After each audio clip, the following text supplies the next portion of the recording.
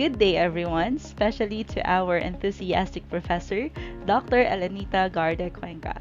I am Miss Maria Gaya M. MANGAY-AYAM, and I'll be starting the topic 10 of our module entitled You, the Teacher as a Person in the Society.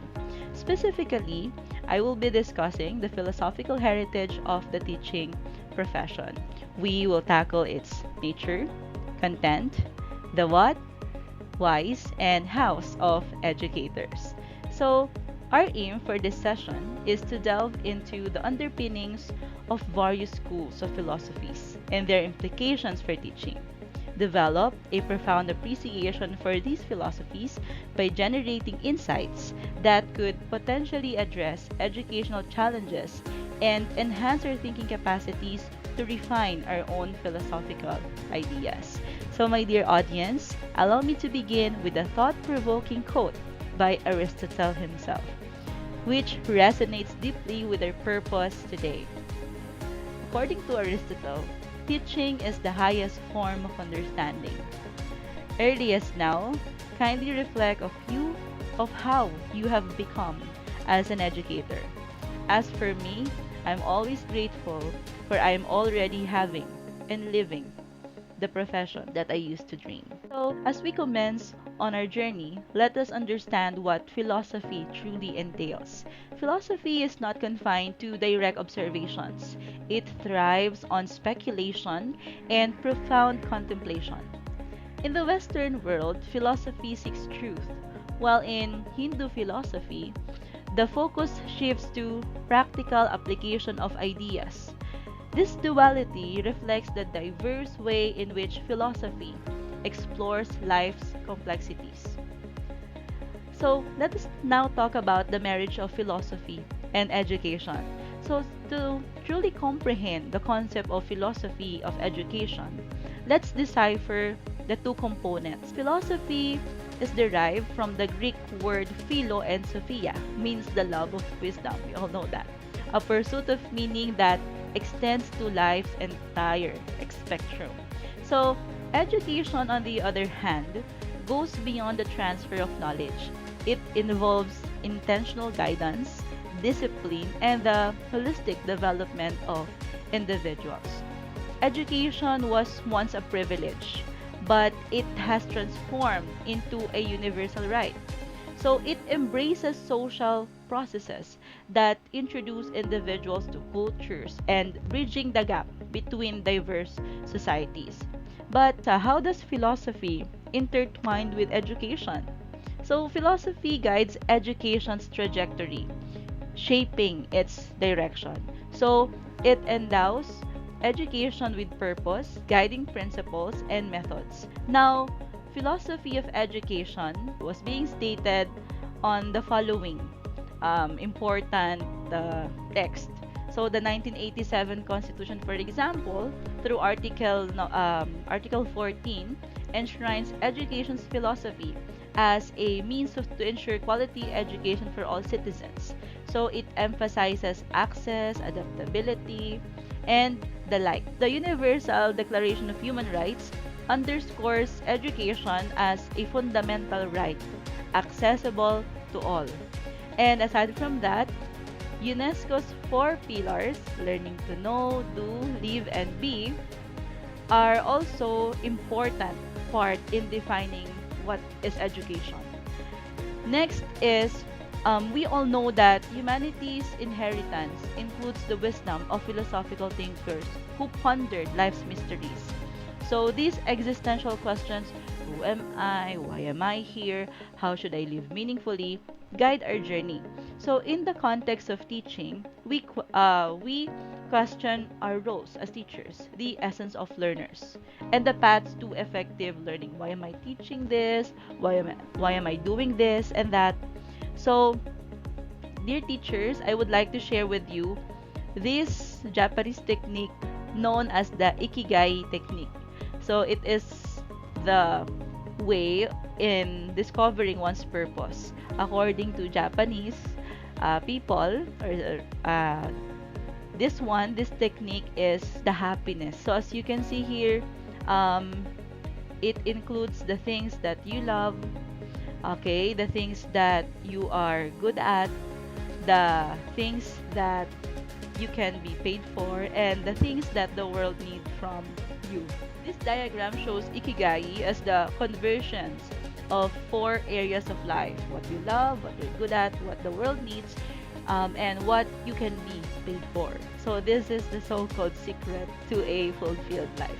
So if you want to further study this one, this technique, so just look for the ikigai technique. And now the heart of our discussion, the seven philosophies of education that shape our teaching paradigm. So the first one we have here, okay, the focus on reading, writing, and arithmetic. We have essentialism.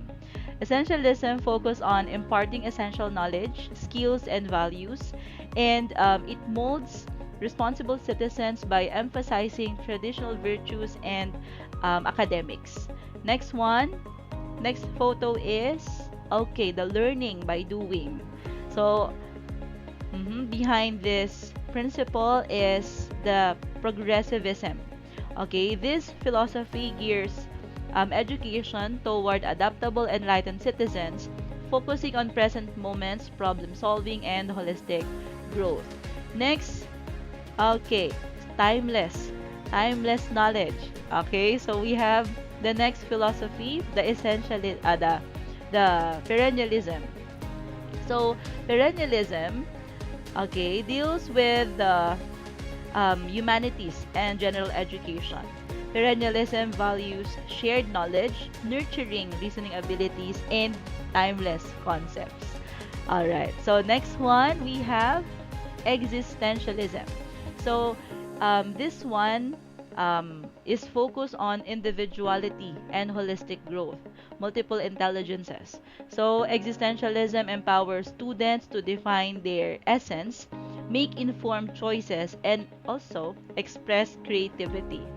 Next one, I have here a photo of a family that signifies that the family is the prime motivating force, okay, in a child psychology. So, behaviorism seeks to shape positive behavior by creating conducive environments and using stimuli and rewards to encourage favorable responses. Next one has something to do with language, the linguistic philosophy. It enhances communication skills in the essence of this one. It focuses on clear expression, effective language use, and multilingualism for global communication. Next one, the last but not the least, is okay, the philosophy that highlights schema and brainstorming. So we have the constructivism. Constructivism, in here, learners are empowered to construct knowledge by connecting, reflecting, hypothesizing, and problem solving. So with teachers as facilitators, okay, of the teaching learning process. We're done with the overview of each philosophy of education.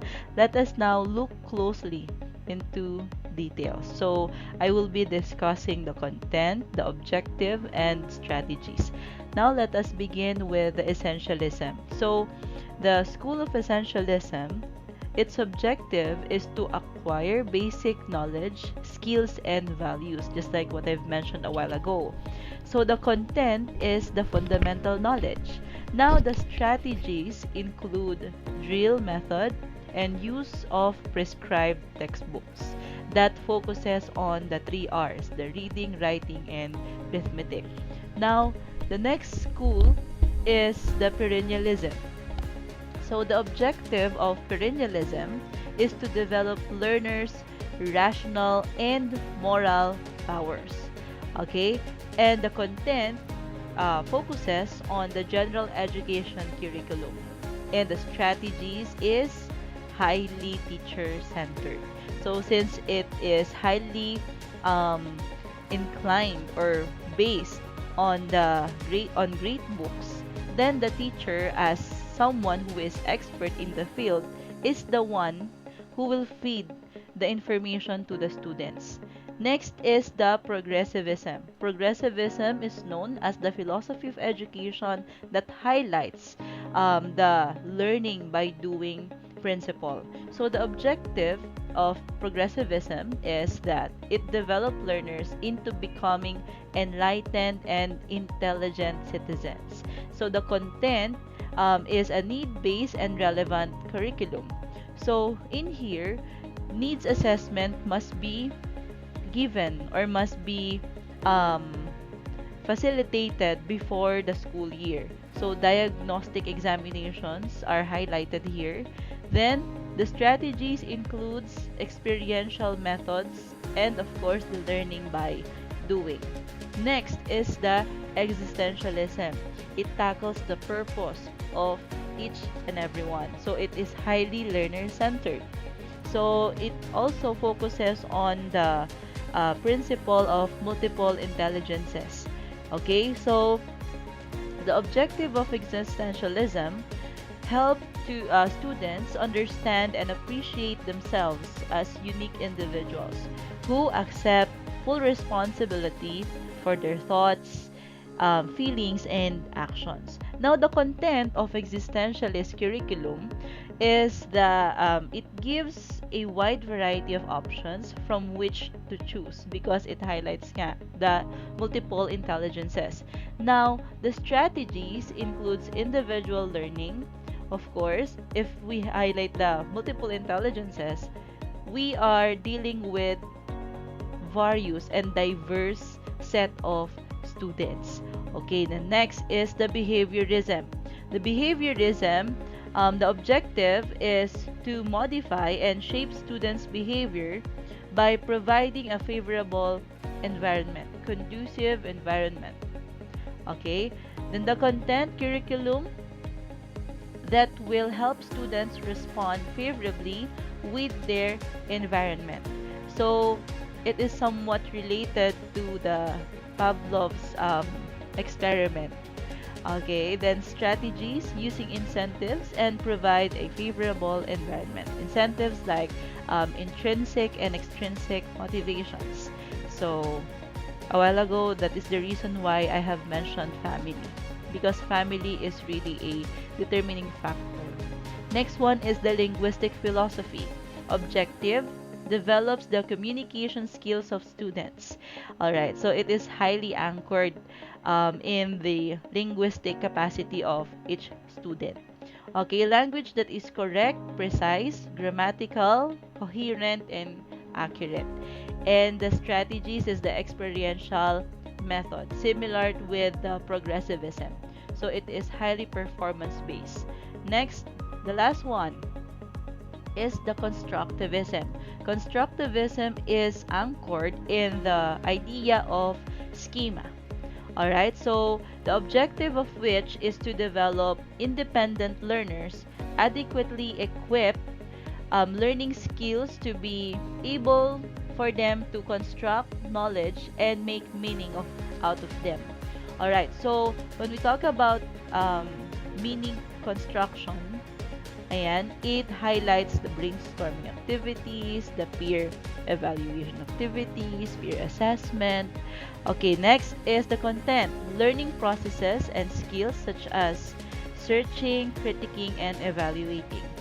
The strategies include the interactive strategies. And these are the objectives, contents, and strategies under each philosophy of education. So, as classroom teachers, we should focus on the evaluation and reflection of our teaching strategies in terms of each philosophy. So, as we conclude this insightful journey, let's reflect on the profound implications of these philosophies through these questions. So, I have here number one: describe your philosophy of teaching based on the thought given by Aristotle stating that teaching is the highest form of understanding. Number two, cite at least three educational problem that you observe in your own class. Suggest a solution based on the discussed philosophies of education. Next, last one. How do you describe the best teaching philosophy in connection to the newly implemented matatag K-10 curriculum. Following the questions are the references. And now, for you to better understand the topic that we have for today, let us have this clip. As an education student, you have been acquainted with various philosophies. Essentialism, perennialism, progressivism, existentialism, behaviorism, constructivism, reconstructionism. But, have you fully understand what these philosophies mean? In this video, you will know better the known philosophies that influence the teaching profession.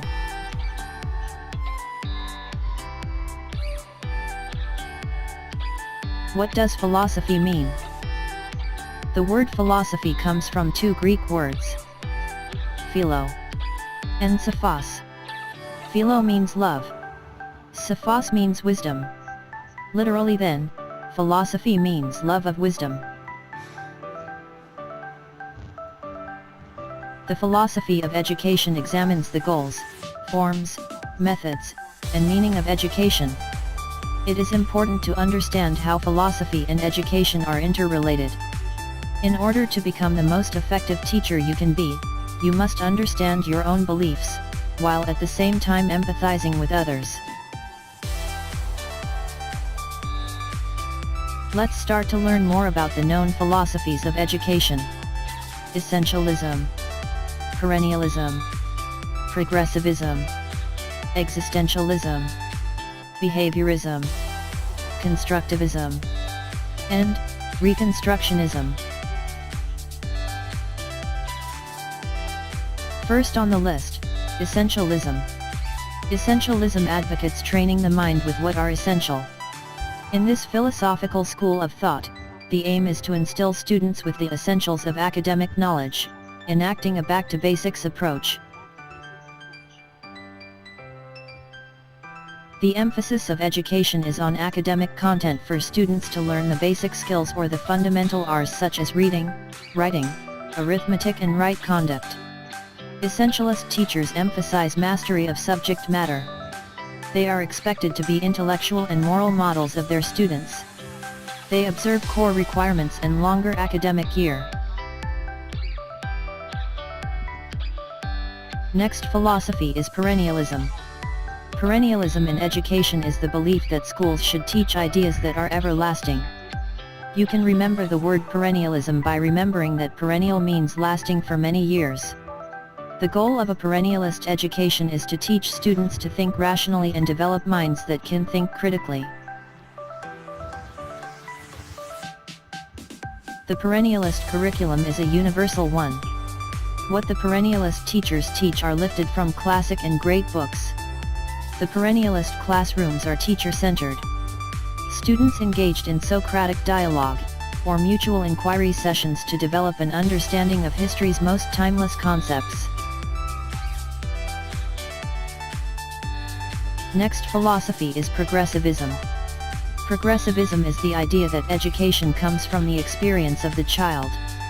Progressivist aims to develop learners into becoming enlightened and intelligent citizens.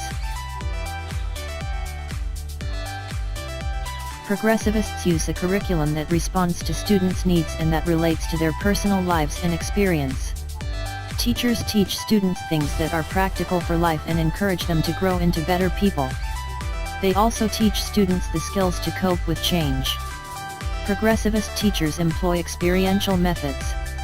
They believe that one learns by doing. Another known philosophy of education is existentialism. Existentialism in education focuses on the individual's freedom to choose their own purpose in life.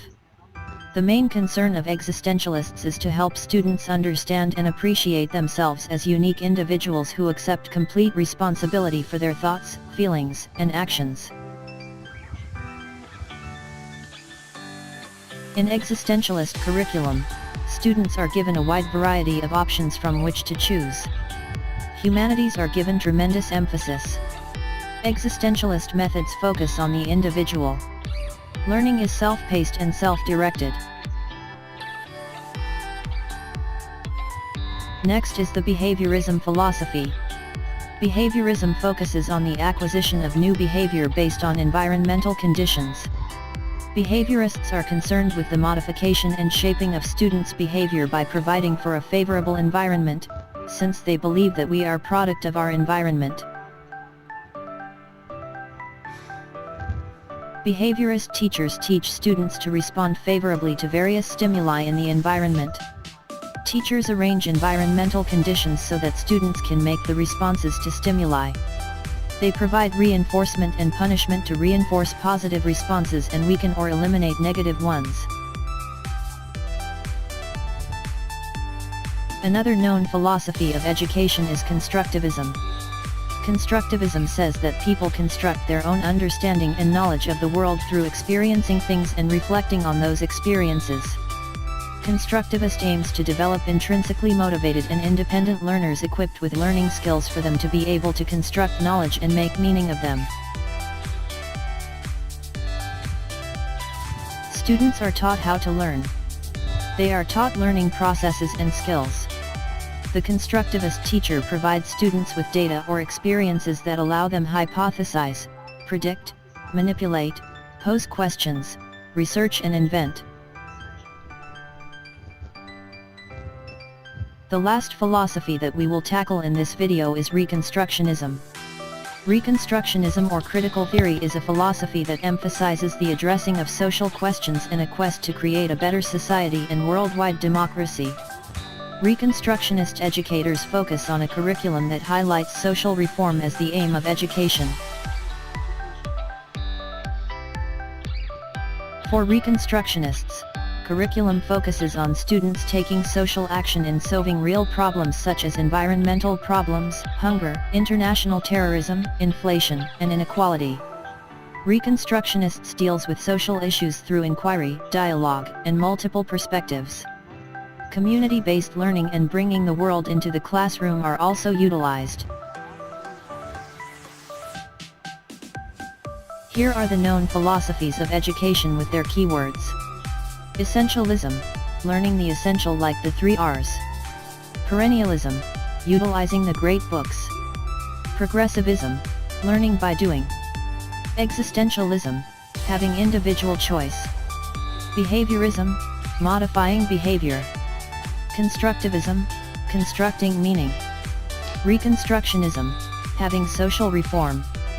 Do you have questions about these philosophies? Comment them below. There you have it. So thank you for embarking on this journey of exploration with me. Let's carry forward the insights gained and continue to evolve as educators. So thank you for watching. So please click like and share, and of course subscribe and hit the notification bell to be updated with my next video. Thank you so much.